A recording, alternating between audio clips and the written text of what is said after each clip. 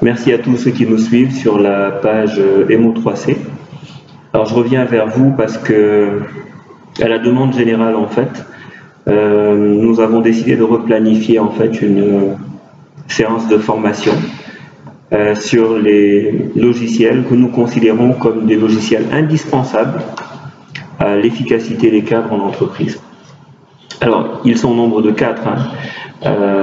Évidemment, allez, on peut discuter, mais pour nous, le parti pris quand même, c'est d'apprendre aux gens à utiliser Excel, Word, PowerPoint et Microsoft Project. Alors, pourquoi est-ce que nous avons estimé que ces 4 logiciels constituaient une espèce de fondamental en termes de, on va dire, en termes de connaissances, en termes de compétences dans l'entreprise? C'est qu'ils jouent sur un facteur, probablement le paramètre sur lequel la plupart des cadres sont évalués, c'est sur le paramètre efficacité.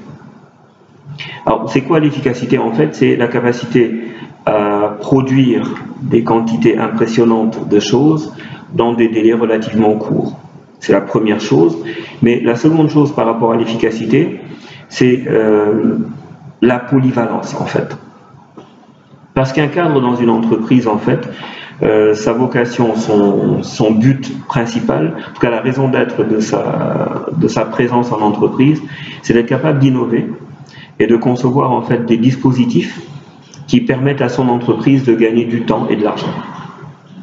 Alors évidemment, dans la culture du management, ces deux notions sont presque consubstantielles l'une de l'autre.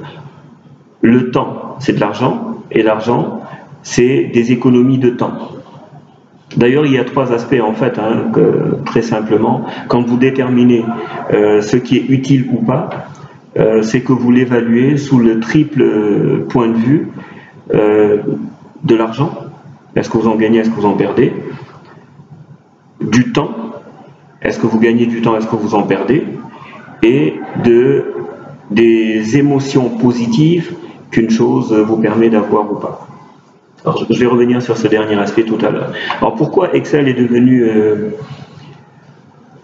un logiciel indispensable en entreprise? C'est que nous sommes dans une culture de production de données de plus en plus et de culture de la statistique en fait, et des statistiques en règle générale.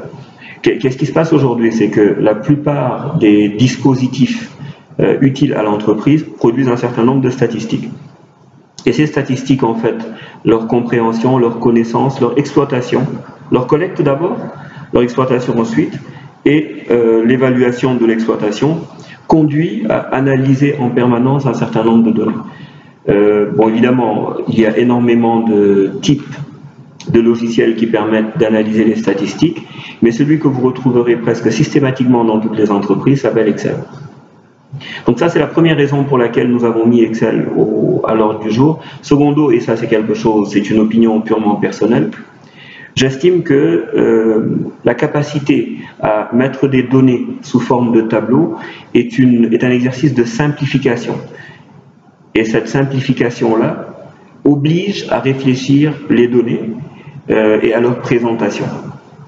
À partir du moment où vous arrivez à faire entrer des données par définition complexes, nombreuses et variées, finalement ce qu'on appelle le big data, volume, vitesse, variété, si vous arrivez à les faire entrer dans un fichier Excel, c'est que d'une certaine façon, vous l'avez réduit à sa plus simple expression et vous avez trouvé une catégorie pour chacune de ces données.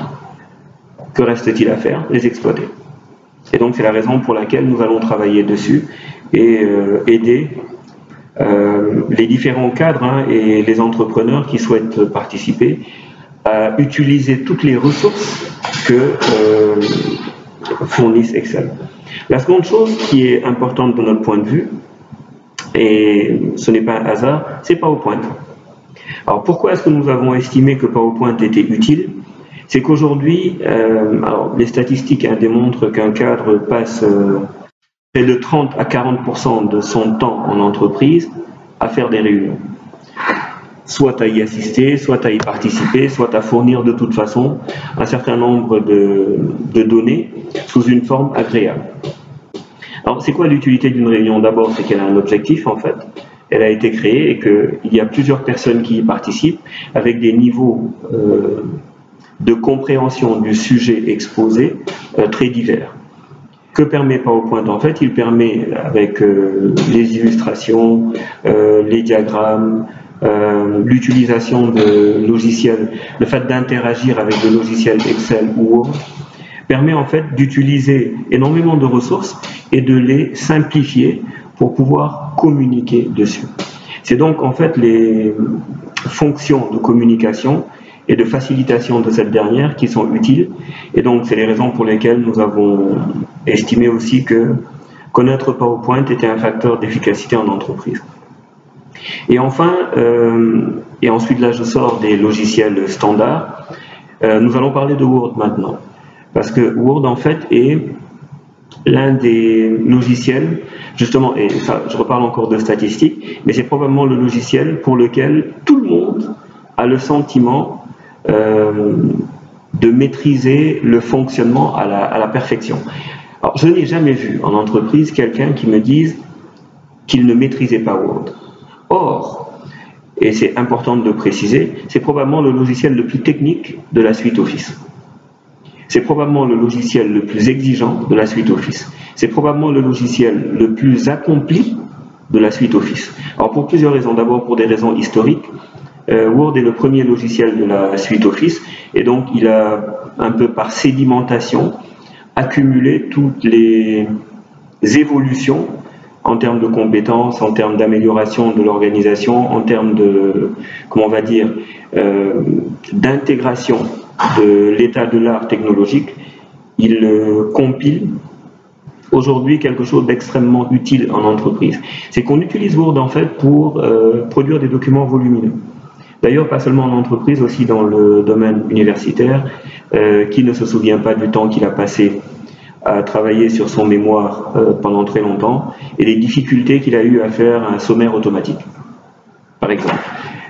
Qui n'a jamais été confronté à la difficulté de reproduire un document avec les mêmes paramètres 90 fois de suite, sans utiliser le publipostage. Alors, et beaucoup d'autres choses qu'il importe que nous voyons ensemble, et donc ces choses-là feront l'objet de la formation sur Word. Voilà, et donc j'ai terminé maintenant avec la partie des logiciels standards, en tout cas ceux dont la connaissance est indispensable pour travailler en entreprise. Il reste maintenant Project. Et Project en fait fait partie des logiciels qui ne sont pas livrés par défaut avec Office.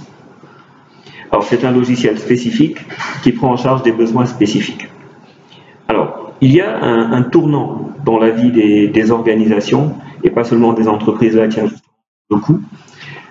Il y a un tournant majeur et ce tournant-là c'est que dans les entreprises nous gérons des projets. Dans les ONG, nous gérons des projets. Dans les associations, nous gérons des projets. Dans nos familles, nous gérons des projets.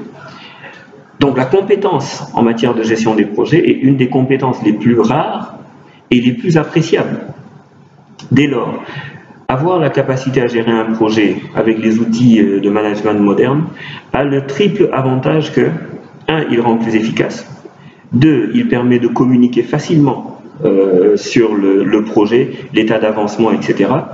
Et troisièmement, il aide à minimiser le risque dans la conduite d'un projet. Pourquoi? Parce que de manière, justement, les logiciels qui sont, les fonctionnalités qui sont présentes dans le logiciel, des fonctions d'alerte par exemple sur le, comment on va dire, la surutilisation d'une ressource, des fonctions d'alerte sur le chevauchement de 2 tâches critiques, des fonctions d'alerte sur énormément d'autres choses qu'il nous sera donné de voir avec vous dans le cadre de cette formation. Alors, très rapidement donc, parce que c'est important, l'idée en fait c'est de le faire donc sur 1 mois, cette formation. Avec un premier avantage, c'est la modularité. Pourquoi? Parce que nous ne sommes pas tous égaux devant tous ces logiciels. Il y en a que nous maîtrisons plus ou moins bien, ou en tout cas, dont nous avons le sentiment que nous maîtrisons plus ou moins bien le fonctionnement. Il n'est pas nécessaire de les réavoir.